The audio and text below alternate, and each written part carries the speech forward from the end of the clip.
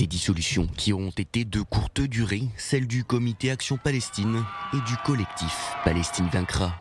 Ce vendredi, le Conseil d'État a suspendu l'exécution du décret de dissolution de ces deux groupes.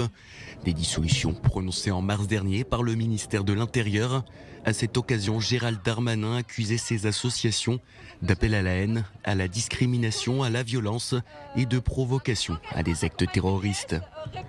Dans son ordonnance du jour, le Conseil d'État s'est justifié. Saisi en urgence, le juge des référés du Conseil d'État suspend ces deux dissolutions. Ni l'instruction ni l'audience n'ont permis d'établir que les prises de position de ces associations, bien que tranchées voire virulentes, constituaient un appel à la discrimination, à la haine ou à la violence ou à des agissements en vue de provoquer des actes de terrorisme. Créé en 2019 à Toulouse, le collectif Palestine vaincra compte une dizaine de membres actifs.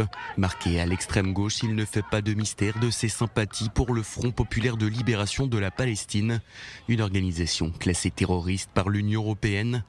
Les autorités françaises ont reproché un manque de modération des débats sur les sites du collectif, ainsi qu'une série de propos particulièrement véhéments.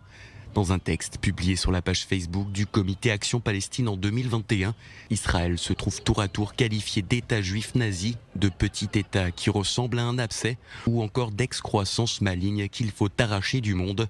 De leur côté, les deux associations récusent toute dérive antisémite.